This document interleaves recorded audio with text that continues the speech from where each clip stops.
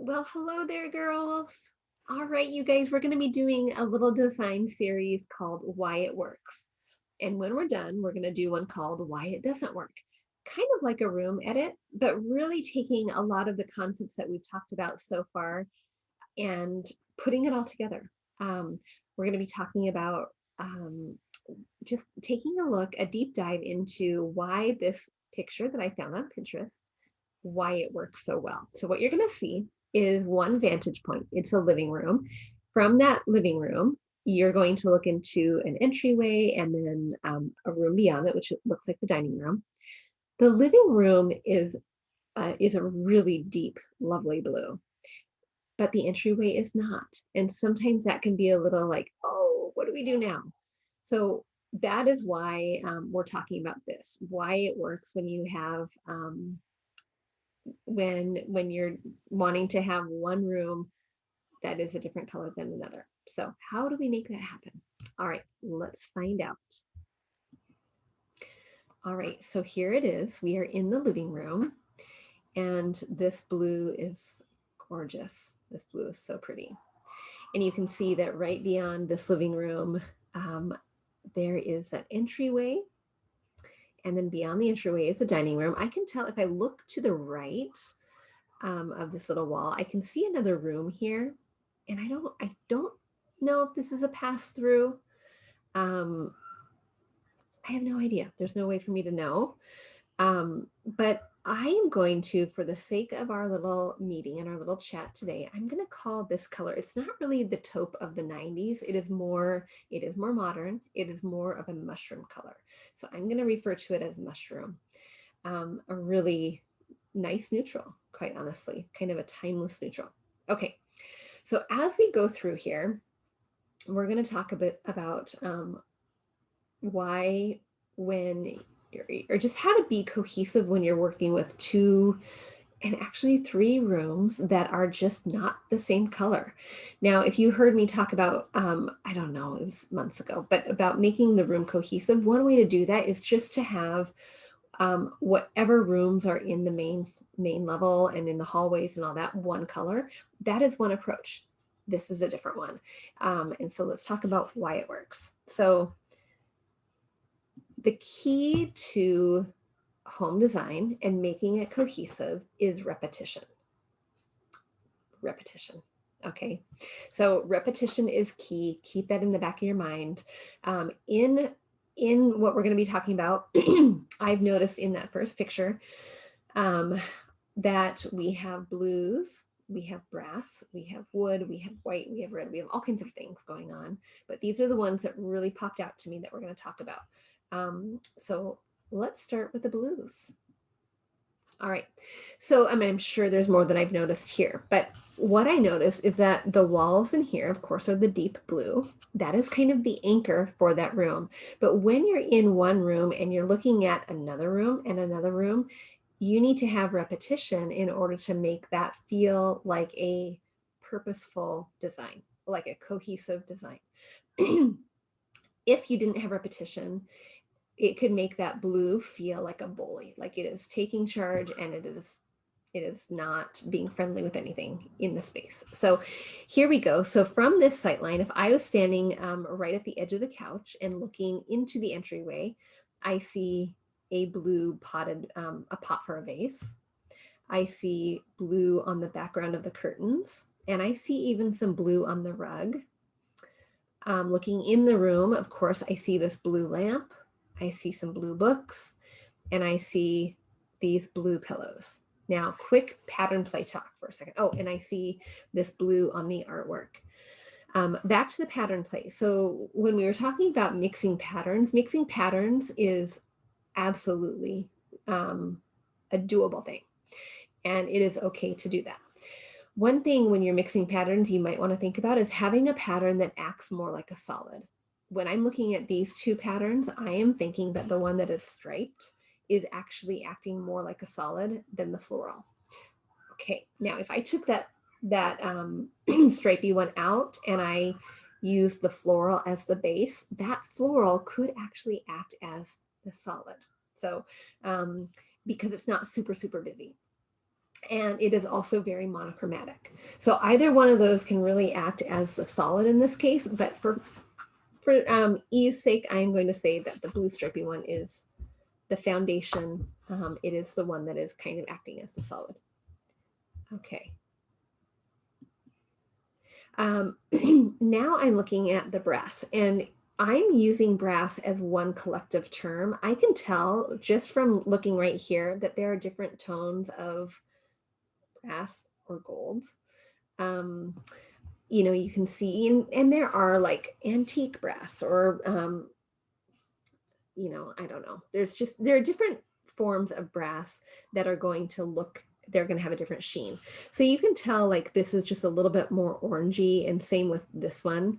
But then you have a little bit more modern, a little bit more current brass.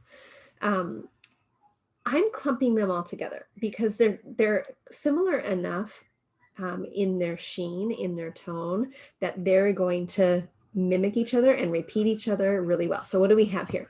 We have from standing at the couch, we have the frames on the wall, we have the frame in the entryway. Looking into the dining room, we have the curtain rod, and we also have the chandelier. Coming back in here, we have the base of the lamp, and then we have this vessel that is kind of goldy brass. But then looking to the right of this blue wall, we have, I don't know if that's a fireplace. I'm not sure entirely what it is, but I can tell it is it has that reflection that tells me it is also a metal, and it looks a little bit goldy brassy. So that works too. So there's lots of repetition happening, not in just one room, but all throughout. The next thing we have are wood tones. You don't have to match, you know, the wood of your furniture to the wood of your floor. You don't have to do that. But one thing you want to think about, same with metals, when you bring metals in, is that you don't want to have so many competing woods or so many competing metals. Once you start bringing in more than like 2 or 3, it starts to look a little discombobulated. In this case, this kind of honey warm wood actually plays really nicely with this table. Now, a side note, if this honey warm wood and this table were sitting right on top of each other, that would start looking a little bit, your eyes might start thinking like, something is not right here. That's when you bring in a rug. So that the rug can act as kind of a barrier from one surface to the other and really create that nice contrast. Okay, so we have wood here. We have the wood table. We have the wood floor, of course. And then these little picture frames in here in the entryway, I am assuming are wood. They kind of look wood or they look brass, but I'm assuming that they're wood. And then we have this really nice wood chair. Okay, so I'm seeing 2 other pieces of wood in here, but I can tell this black one is painted. So I'm not counting that as wood because it's black. This one, however, is wood, and it's a really lighter tone. But this one works in here because we have these similar tones. This is a very similar tone, this table, to the chair, to the wood floor. So this console, this sofa table, doesn't feel like a bully. It doesn't feel like it is completely out of nowhere. It really makes sense there. Okay. Now, when you think about adding color to the room, like if you're doing an art class, or if you're teaching art to little ones, and I just ended up my school year teaching some art to little ones, and I talked a lot about using negative space. And negative space is the white space. It is the landing spot. It is the breathing room. It is the space that your eyes can rest when you're looking at art. Negative space can be used very intentionally for all of those reasons I just said. To rest your eyes, to not overwhelm your senses. In this case, your visual senses. So white is really good for that. Of course, we have the white millwork and we have the white doors. And so that is already setting us up for repetition.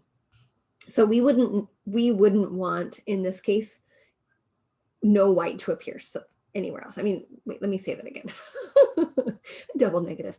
We would we would want to make sure that we have white appearing other places in order to make the white millwork and the white door feel like that's not a bully, right? So you do have to think about that too.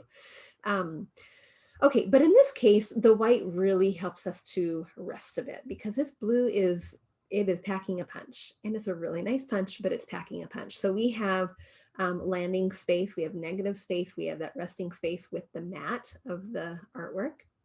We have it in, if I look clear beyond into the dining room, we have it on the walls and on that, what looks like board and batten.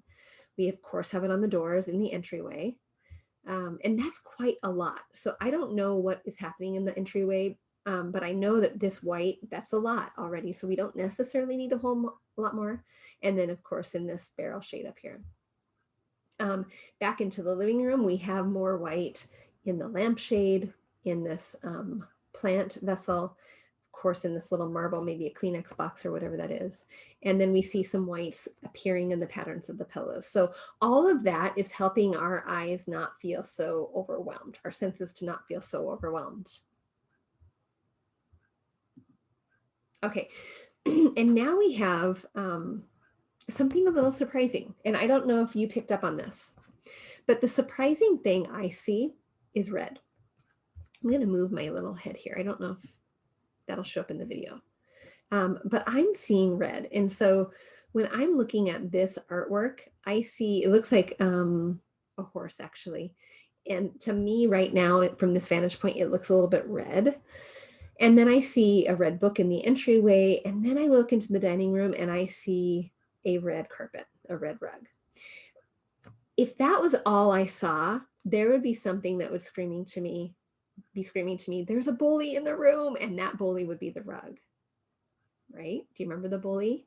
The bully is the outlier. The bully is the one that has no other repetition. The bully is the one that just does not make sense because there's nothing else we see. Of course, from this picture, we don't have the whole vantage point, right? We don't really know what artwork's happening in the entryway, and we definitely don't know what's happening over here in the dining room. All we can see is the red rug, and right now the red rug it's repeating itself with the book and the art, but it's really sticking out like a sore thumb until we see this picture and we have another view. So what do you see? I see the reds in the books. I see some of the reddy oranges in the picture, this artwork, and then of course I see the pink. So that, and really the red of that rug was just a little bit more, I would say probably pinky is what it looked like. So that makes sense. Okay, can you see some of the other elements from this picture that were repeated before? I bet you can. So blues, of course, blues are all over the place in the art, in the walls, in the books, in the pillows. Now we're introduced, I won't skip there yet. Brass. Yep, I see the brass sconces. I see these really lovely gold rimmed glasses. Oh, isn't that so much fun? Even this decanter down here, right here, and this vase, of course, the window, the curtains, and then the handles, the drawer pulls. What else do we have? White. Yep, I see it in the curtains. I see it in the shades. I see it in the fireplace. I see it in the books. And then what else did we have? We had wood. So we have another wood element here and another one back here. We have some on the shelf as well. Look how closely, how similar they are in tone to each other. That works. The one that doesn't necessarily work so well is this guy, is this side table here. But I think it is, excuse me, puppy. I think it's not so much of a bully that it needs to be taken out. What else do we have? We had, he's making all kinds of sounds today. We had blues, whites, brass, wood. There was another one. Can't remember it. I'm sure you guys all are screaming at me what it is, but I can't remember it. Okay, but I see some other things happening now, right? I see pinks. Are pinks repeated? I see teal. Teal has been introduced. Teal has not been introduced in the other one, in the other room. Oh no, it was. Let's go back real quick.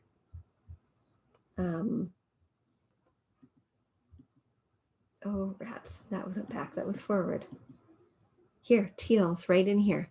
Teals and pinks. Okay. All right, so seeing the other side of the room, the other angle is super important. So do you see the repetitions? We already kind of talked about that. There are, and there are more. There's pink, there was teal, and then there was blue stripes. Did you notice that? So now we not only have the blue stripes of the pillow, we have the blue stripes of this vase. We have even this teeny tiny little blue book here, and this blue stripy book here, and this looks stripy from here. All of these on the bookshelf, even this wood, and it looks like wood and marble picture frame, that is stripy, and that is a repetition. That's a repeated thing. And then of course the rug. So all of those things are repeated elements that are going to make this room feel cohesive. Like these things completely belong here. All right. One thing I want you to think about when you're doing your room design. Taking a picture just like that of your room and you think, oh, I've got it decorated. Here we are. It's lovely. Take a picture of it and see if you notice repetitions. What repetitions do you notice? Maybe put it on your computer screen and see if you can, or even on your phone, and you can have that little, the little marker you can do on your phone. See if you can draw a triangle to see if you can make that connection. It doesn't have to be a triangular shape, but sometimes when you do that, you allow yourself the idea of those connecting points, and you say, yes, here's 1, 2, 3, and you made that triangle, and there you go. If you've had the triangle, you've met that kind of repetition ratio quota, and then you can move on to the next element. Okay, now here's the real bonus question. Okay, so we were talking about when you make a room cohesive, you want to have like a color formula, right? You want to have, if X is your foundation color, you want that to be kind of your heavy hitter. You want it to be like maybe 60%. And then you have Y, and Y is a complementary color. And what complementary color is it? And those two added together equal 100. In this case, what do you think it is? I know you know the foundation color that's just screaming at us. It's blue. Blue is appearing about 60% of the time, but what is the complementary color? Let me go back. Can you tell? By the way, there is no right or wrong answer. But I think it's multiple things. Because we see pinks appearing, because we see teals appearing, those would be my complementary colors in here. Pinks and teals. And maybe I would do, I don't know, maybe I would do even 70% blue. And you know what? I would throw in sand. I think sand. So I'm going to stick with 70% blue, 10% sand, 10% pink, 10% teal or aqua, and that equals 100. Here on the ground, on the carpet, that's sand as well. So that's going to be part of that that foundation color, that cohesive color formula. Can you have multiple colors like that in order to create the secondary color? Absolutely. Absolutely. If you have 3 colors to create that secondary or tertiary color, awesome. You can have that for sure. All right, let's see. So side by side, let me move me out of the way here. Side by side, can we see repetition? Can we stand in one room and look towards another and see some of those same things appearing to help our eye be drawn in so that it looks cohesive? We can. Can you create triangles from one element to another Can I do it even in here? I'm going to be on the right-hand side. Can you see my little mouse? I'm going to do stripes. So if I create stripes, and I'm just going to do triangle, so I want three points. Oh, where did I go? There we are. Okay, so I am on that blue stripy pillow, and I'm going to go down to the vase, and I'm going to go right up to this picture frame and over, and there I have my triangle. I'm going to do pink. In this case, the flowers work. Of course, they could be fake, but in that case, you go to the books. But pink ottomans, pink in my art, and back again. And if we do something similar over here, let's do blue. I'm going to take my blue curtain, my blue lamp, my blue pillow, and there's my triangle.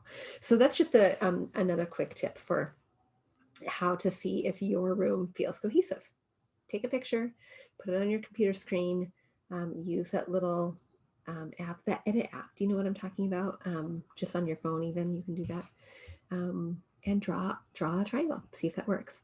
All right, you guys, this is why this room works. Comment below, what do you think? Do you like it? Would you be so bold as to paint your room blue, but then not only blue, but like then the bookcase blue? I think that makes that wall really pack a statement, but tell me what you think. Yeah, and tell me one thing that you really love about this space. I'm going to tell you one more of mine. I love kid art. I love it. Like, love it, love it. If it is frameable, it is better. And these little things are speaking super loudly to my heart. Because I just think it's so sweet when little guys create something and then it's displayed in a way that doesn't look like it's posted on the fridge.